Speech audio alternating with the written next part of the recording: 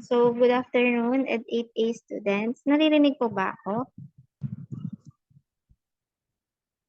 Yes po. Okay po. Before we start, let's have a prayer first.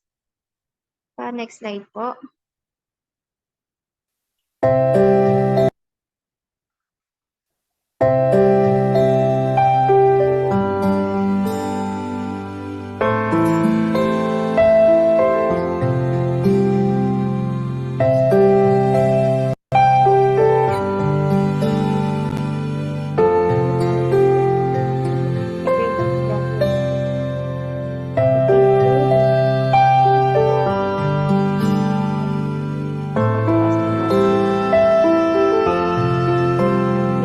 We are dependent on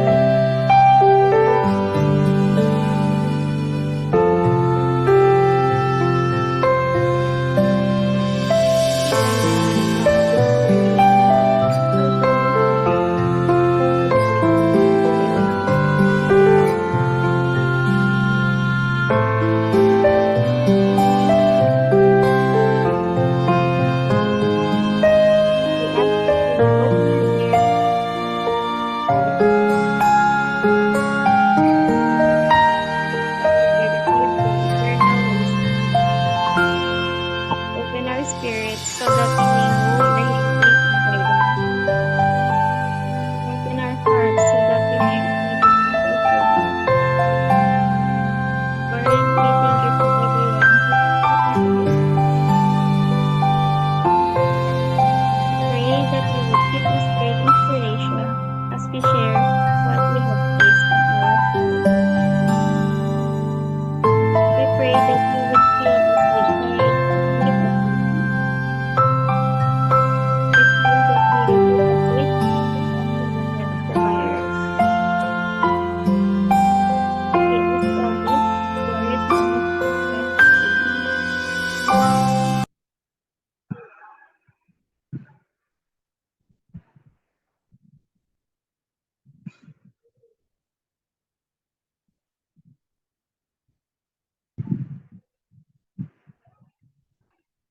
Next slide po.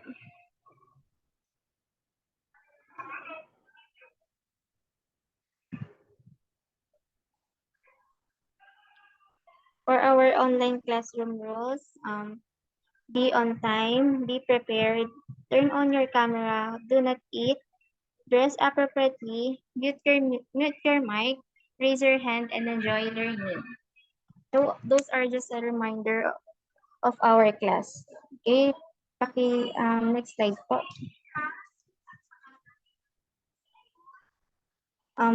Again, we are from group 8, and group 8 consists of Ms. Escalante, Ms. Ibanez, Mr. Manuel, Mr. Nicolas, and yours truly, Ms. Villaranda. So, next slide po. For our objectives, at the end of this topic, you are able to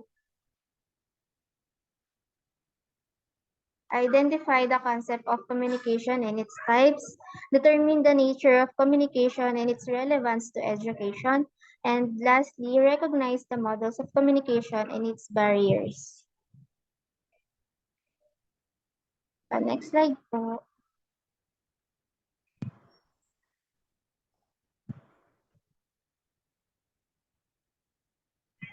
Practice pa lang to na, Jean. Apo. Sige kuya, discuss ka. And for our energizer, I will let Mr. Manuel to facilitate our games. So, Mr. Tignan ko. Manuel, can you facilitate our energizer? Okay, for our energizer, so meron tayong games which is the for picks one word. So for our rules, look at the picture and try to guess the word. Next slide po. Ayan, so guess the picture. Kung ano yung nakikita nyo and then give me some one word. Who wants to try? Sir Nicolas. Media. Okay, so next slide.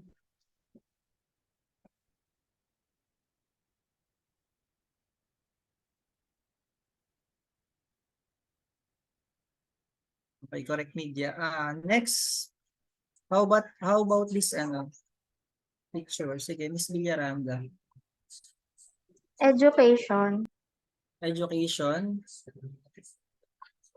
Let's see.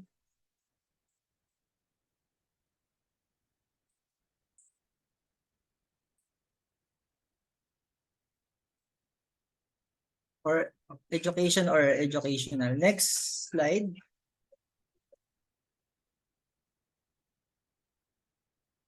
Ayan.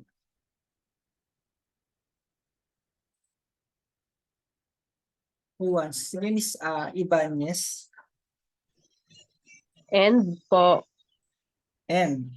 Okay. Next slide.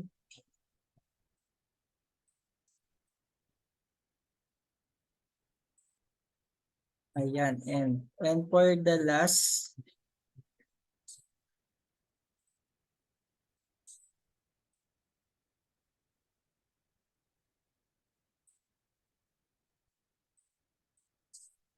Ayan. Who wants to guess the picture?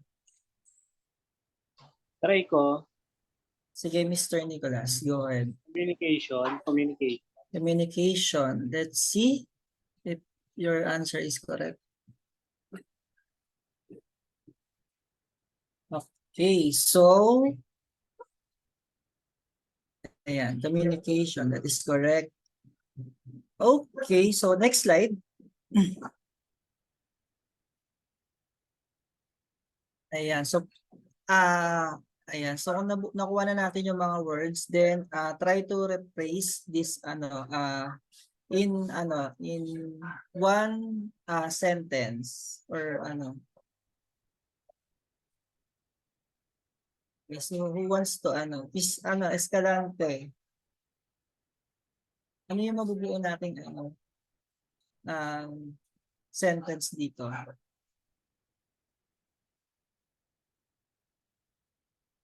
Okay, so hindi, media education, educational and communication.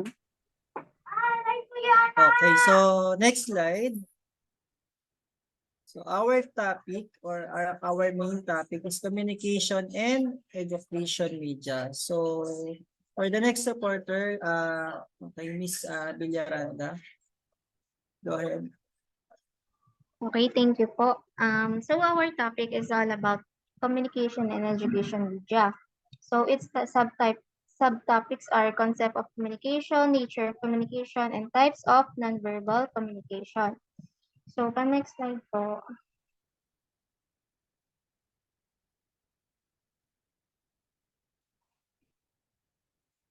Next po.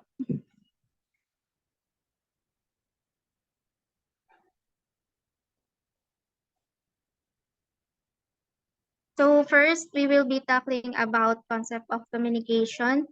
Um, can you read Miss Escalante, the definition of communication? Communication, derived from the Latin words communis, is a two-way process of exchanging ideas or information. It is a backbone of teaching and learning. Okay, thank you po. So first, the communication is derived from the Latin word communis. Communis means to common or to share mutually. So communication refers to a common experience among people. So communication is a two-way process of exchanging ideas or information. And also it is a backbone of teaching and learning. When we say backbone, ano po bang idea nyo about the word backbone?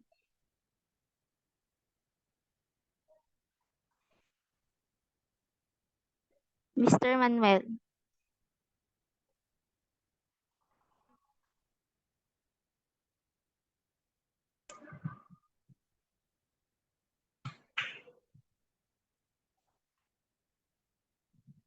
Naririnig po ba ako? Yes po.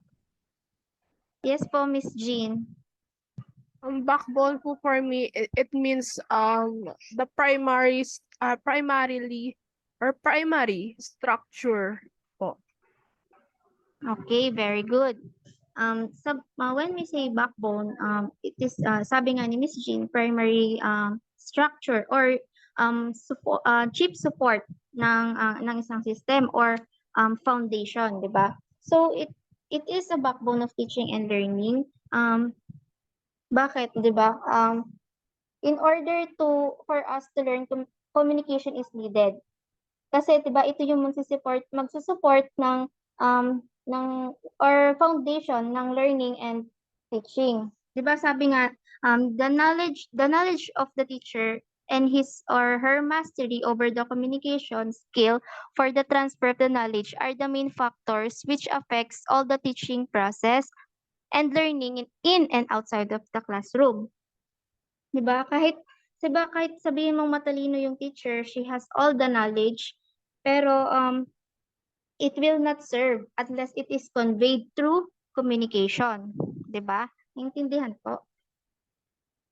Yes po. So, next slide po.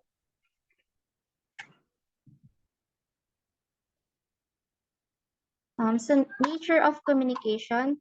Communication is an exchange of ideas. Two or more parties are involved in it, or it is a two-way process. So, ano na to, self-explanatory na to kasi lahat naman tayo alam natin kung ano ang concept ng communication, 'di ba? So, sabi dito, it means communication, it means different things to different people, 'di ba? Sa mga different professions, like halimbawa sa mga doktor or engineer or different professions, nagkakaroon ano sila, 'di ba? Iba-ibang language nila. Halimbawa sa geographers, sa mga geographers it means roads, railways and airways, or like sa mga doctors ang mga communication nila, it's all about diseases, it's all about medicines. Kahit naman na iba-iba tayo ng language or it's still communication as long as they understand each other or they have their common knowledge, 'di ba? So sabi nga dito, generally any message emerging from a source processed through a channel to search its destination may be called communication. So, naintindihan po? Yes po. Next slide po.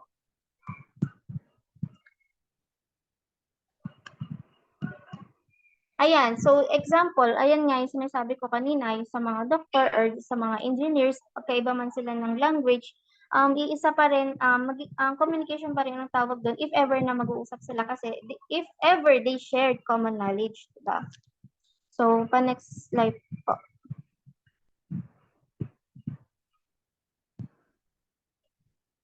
So, sa objectives of communication, the objectives of communication are to transmit the right information at the right time to the right person to get message accepted, understood, and acted upon communication.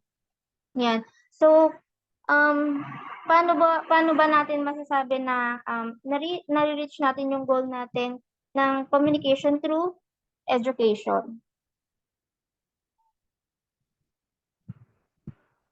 Do you have any idea?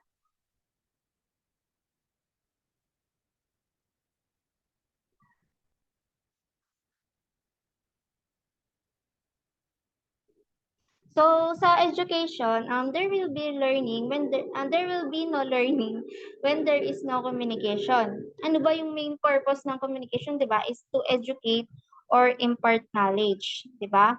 So sa propagation, to persuade, 'di ba? Like sa mga politicians, sa mga periodical editors and marketing strategies, 'di ba, we are exposed to persuasive discourse every day, like sa mga commercials, sa mga dyaryo, sa mga billboards, 'di ba? Laganap na 'yan everywhere. San ka man tumingin, may mga ads, may mga advertisement tayong nakikita.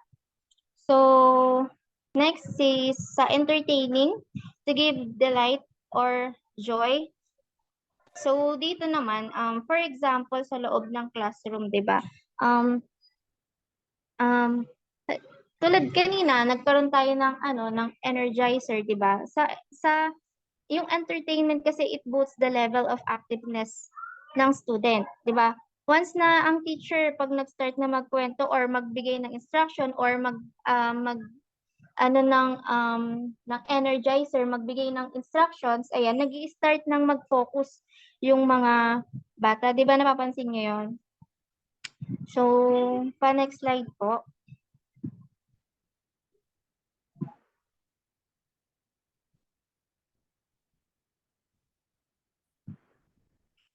So, types of communication, there are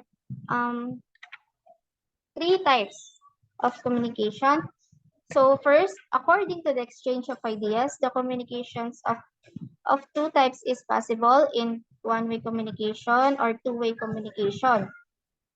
So, sa one-way communication, the communication travels simply downward from superior to subordinate. It implies only transmission part of the communication. It means hindi possible dito yung feedback. Hindi pwede ang feedback dito. Ibig sabihin dito is sender lang yung sender lang yung nakikipag-communicate. Halimbawa, sa mga TV, pag nanonood ka, 'di ba hindi ka naman makakapag-feedback kung ano man yung pinapanood mo. Hindi ka makakapag-rant kung meron ka mang nakitang mali, 'di ba? So ganun 'yon. So sa two-way communication, it permits students to speak or express openly and freely. Like for example, sa classroom, sa loob ng classroom, lagi tayong merong interaction. Ang tawag doon is two-way communication. So next slide po.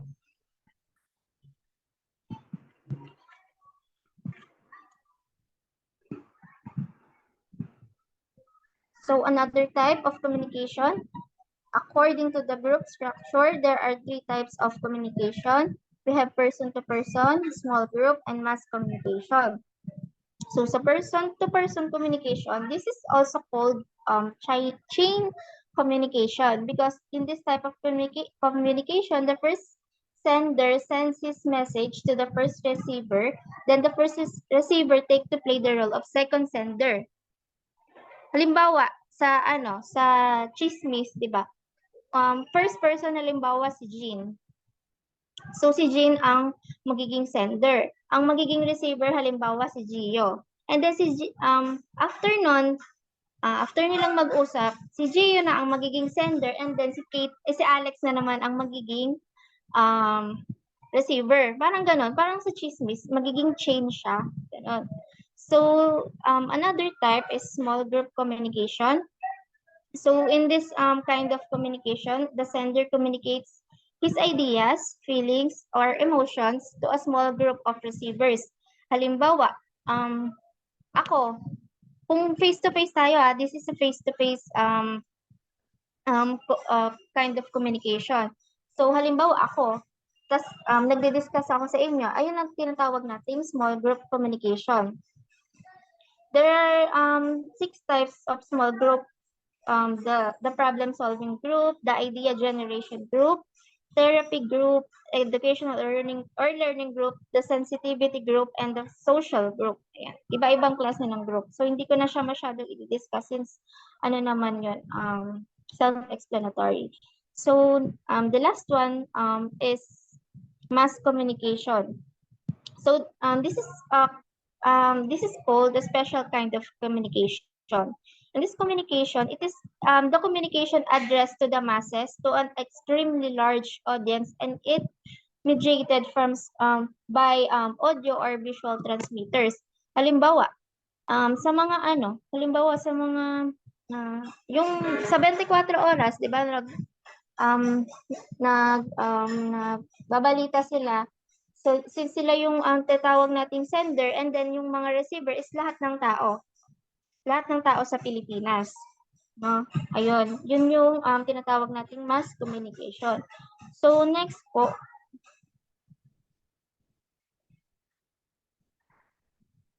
next slide po.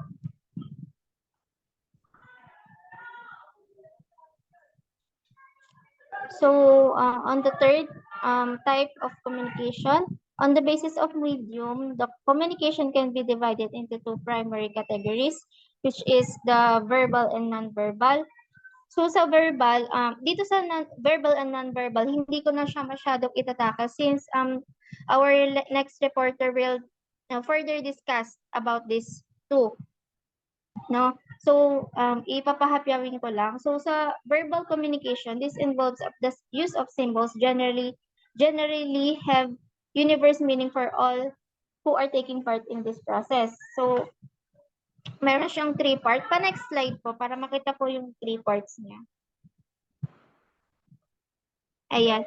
So, sa verbal communication, its 3 parts are speaking, listening communication, visualizing observation communication, and indirect observing communication. Dalawang observing talaga yun. So, sa first, sa speaking listening, in this type of communication, the interaction between the sender and receiver is face-to-face. Halimbawa, yan, ano to ha, face-to-face. Halimbawa, ako, nagle-lecture ako sa inyo, ganyan. Parang ano siya, parang small group communication. Yan. Pero, itong speaking listening, pwede siyang dumami. Madami yung receiver. Ganon. So, hindi rin possible dito yung, hindi possible pa yung feedback dito as long as yung sender is nagsasalita. Ayan. So, dito sa visualizing observation, physically present to each other pa rin, then the sender can see the receiver and then transmit his message to the receiver. Kumbaga, katulad din siya nung two-way communication. Pero dito, ayun, parehas nga lang siya ng two-way communication. So, sa third, indirect observing, verbally pa rin, parang katulad siya ng ang panonood ng sine, ganyan. Or, example nito, computer conferencing, which, tawag dito, indirect. Kumbaga, the communication observed is physically separated from its producer. Physically separated. Kumbaga malayo. Kumbaga parang video call, parang ganon. No? So sa non-verbal, alam naman natin kung ano yung non-verbal.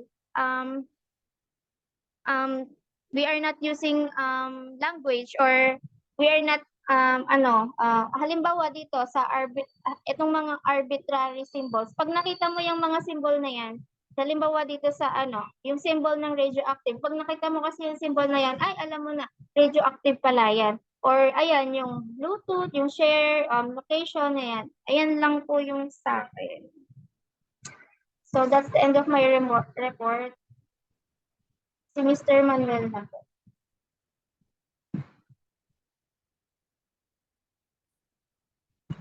Yeah, so, audible po ba ako? Yes po. Okay, so, ayan, so let's start. So, okay.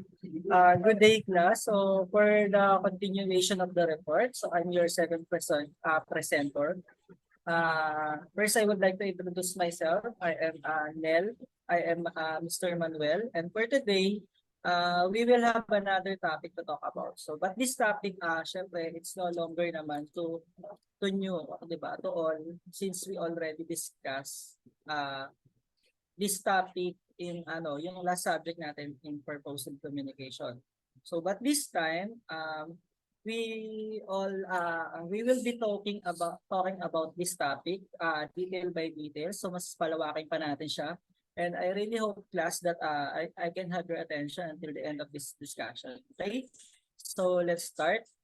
Ayan. So in this topic, so we will be talking about the nonverbal and verbal and nonverbal communication. But before we formally start, so in our another objectives for this lesson is to differentiate the verbal and verbal communication from non-verbal communication accurately and recognize its different types. Okay, and also appreciate also the importance of kung ano ba yung importance ng verbal sa non-verbal communication and how to apply their learnings to their lives. Okay, and also for the last is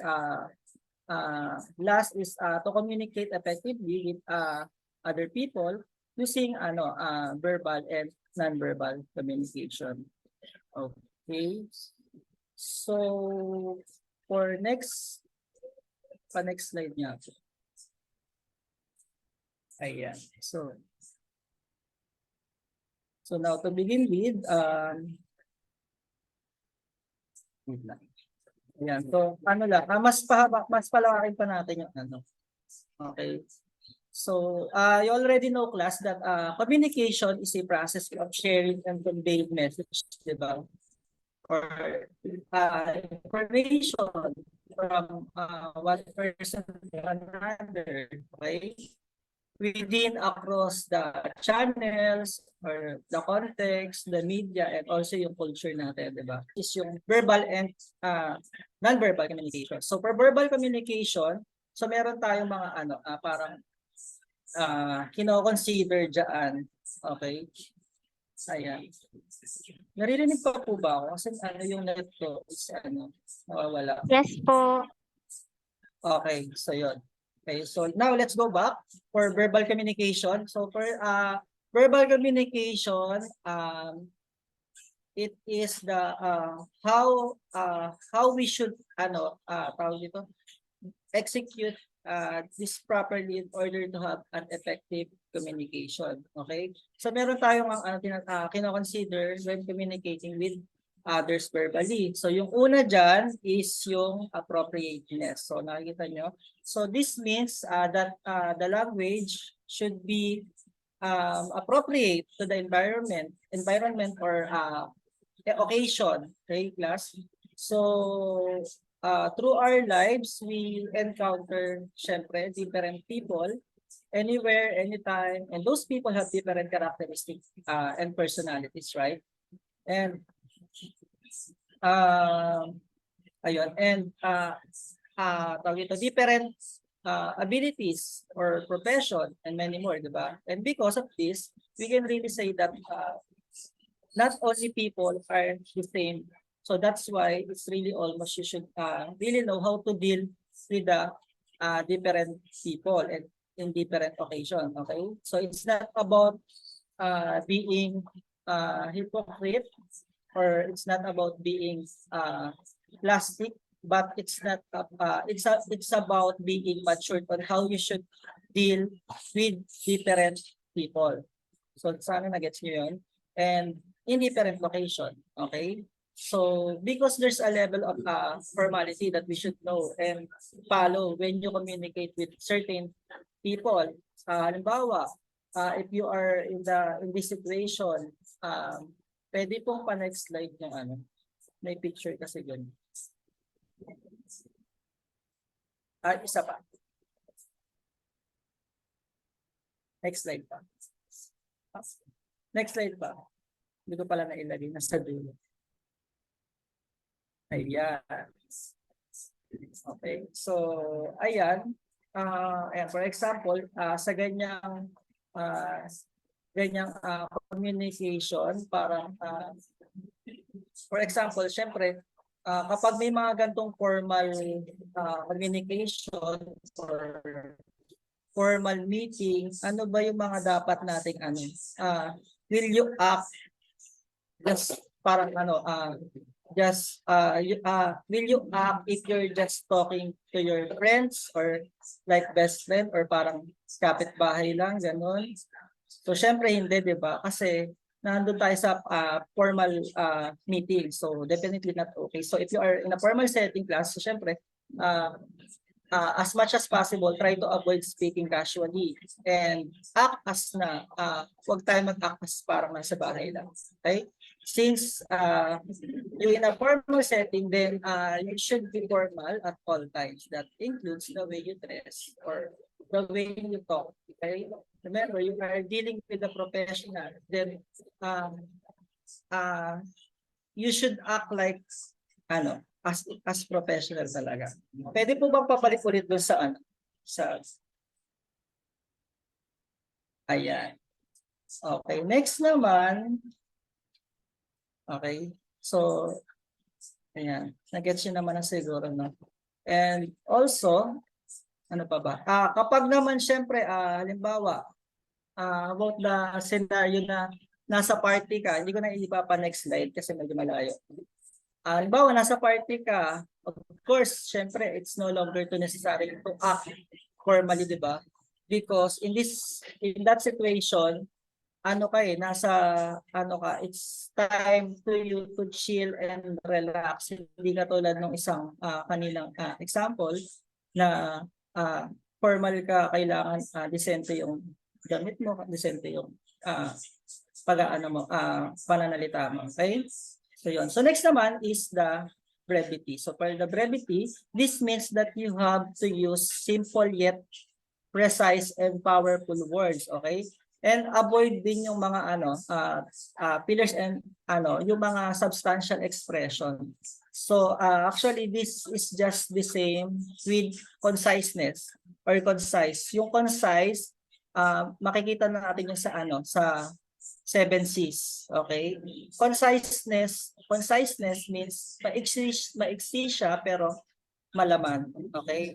For for verbal communication. So for brevity, just avoid unnecessary information, especially if it's formal conversation, okay? Just be direct to the point when speaking, okay? So wag mo lang paikot-ikutin yung mga sinasabi mo. Kailangan direct to the point na para ma-less yung yung miscommunication. Okay? Ayun. So next naman, for the third is yung clarity. Syempre, it's clearly state your message and express your ideas and feelings. So just remember lang class to always state your message clearly and avoid assumption and yung misunderstanding. Okay? Ayan. So pag klaro yung salita natin, syempre mas maintindihan nila tayo at hindi magbabago yung mood nila, diba? Okay? So next naman, meron tayong tinatawag na ethics. Ayan. So ethics, sino ba may ethics dito?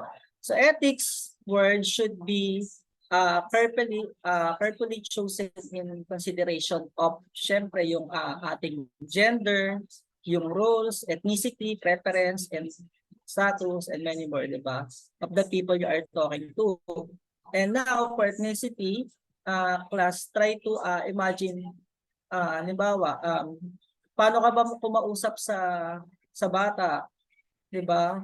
How about talking to a woman or a man or sa matanda? So, syempre, nasa lugar kung sino at ano yung kinakausap mo, okay? Ayun. Or paano ka makipag-usap sa foreigner, sa crush mo, ganon. Because when we communicate class, the word we use depending on the age, gender, di ba? Okay, so for example, when you communicate the child, kailangan ba natin gumamit ng mga complicated words? So, syempre, di ba hindi? Kasi hindi nila maintindihan yon. Okay? Will you use words that only adults should hear? Okay? And ano pa ba? Ayun lang. So ayun lang yung parang ibig sabihin ng sa ethics, okay? And when you communicate with other people, of course you really have to take note or consider the appropriate effect for those kind of people. Kasi once na may sinabi tayong napaka-powerful kasi ng salita, 'di ba? So once na may nailabas tayo diyan, negative man yan or positive, magtatatak kasi sa isip ng ano yan, ng ibang tao. Okay? Nagets po ba? Naiintindihan niyo yung ano sinasabi ko. Ayan. So at syempre pag nagsabi tayo ng hindi maganda, ano yung tatatak sa atin? Syempre parang magkakaroon na tayo ng trademark doon sa tao na yun, di ba? Kapag nagsalita siya ng mga pabalang or something na bad words. Okay? So next naman, yung last is yung vividness. So for vividness, we have here vividness. So find ways to charm. Kung paano tayo mag-charm sa ating mga audience through use your vivid words. So now, I have also discussed this one to better understand and information or your message. So you really have to use words that can help your receiver, okay, or picture out or visualize what you are trying to say. And those are things that you really have to consider when communicating verbally with other people. Okay? So yun lang. So yun yung ano yung sa verbal communication. So bago tayo mag-proceed sa non-verbal communication, let's have a review. So first yung appropriateness. Pag sinabing appropriateness, ayun nga yung appropriate language. For the clarity naman is clearly state lang and express your ideas and feelings.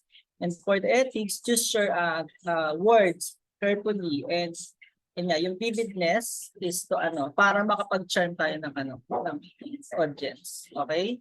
So now let's proceed to non-verbal communication. Pwede pong pa-next. Yeah, next slide.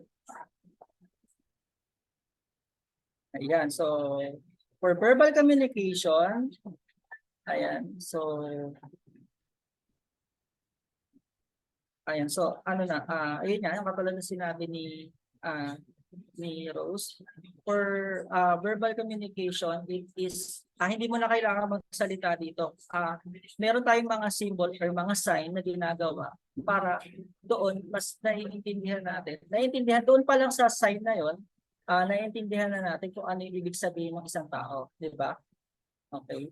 So, nakalagay nga dito is non-verbal communication refers to the transmission of information or message through non-verbal cues, gesture, facial expression, the body language, and other forms of communication. Okay?